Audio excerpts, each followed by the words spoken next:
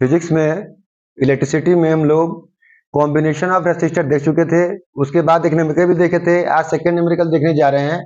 Board पे एक circuit बना हुआ है सिंपल सा, इसमें एक भी वोल्ट का सेल या बैटरी एमीटर लगा हुआ है और 3 रेजिस्टेंस लगे हुए हैं।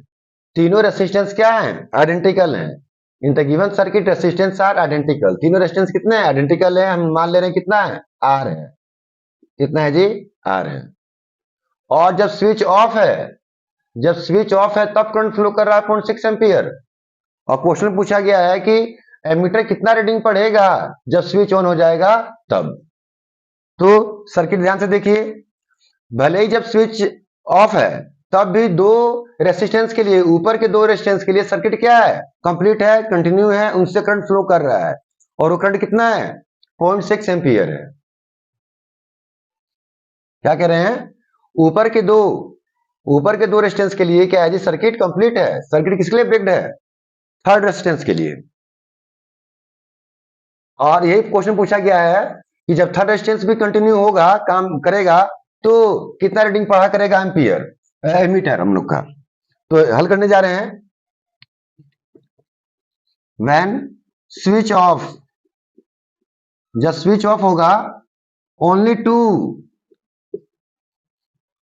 टू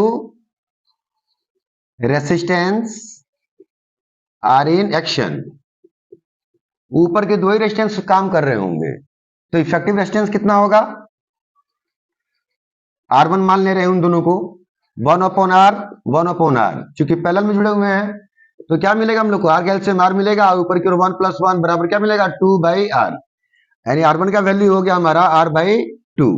इफेक्टिव रेजिस्टेंस जो है कितना है? R/2 है। कब? जब स्विच हमारा ऑफ है तब। अब लगाएंगे ओम्स लॉ। हम लोग ओम्स लॉ।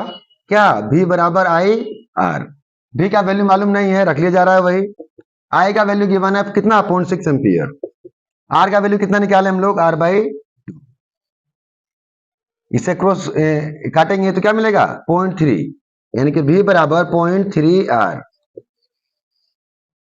हम लोग सेल का पोटेंशियल डिफरेंस जान गए R के टर्म में। सेल का पोटेंशियल डिफरेंस जान गए हम लोग R के टर्म में, ठीक है, जो कि हमें गिवन नहीं था। अब क्या चीज? जब स्विच ऑन होगा तब,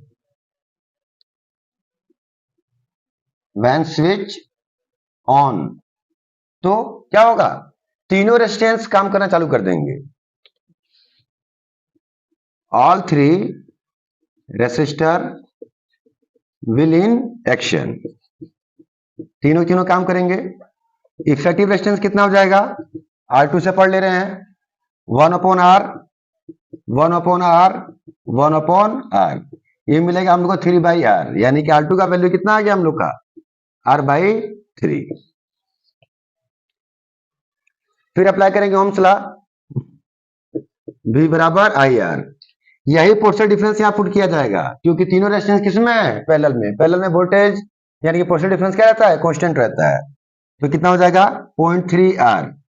I हमें फाइंड आउट करना है। I ढूंढने चले हम लोग।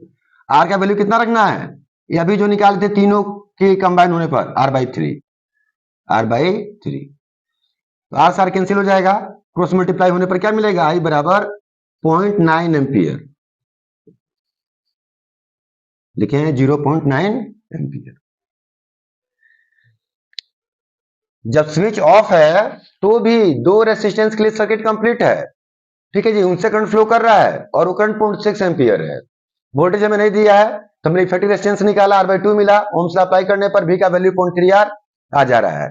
क्योंकि तीनों पैरेलल में है तो यही पोटेंशियल डिफरेंस यहाँ भी काम आ जा रहा है। इसके लिए जब स्विच ऑन किया गया तो तीनों रेजिस्टेंस सेक्शन में आए, तो इफेक्टिव रेजिस्टेंस निकाला कितना? R/3। और वही वोल्टेज पुट किया गया, I को फाइंड आउट कर लिया गया।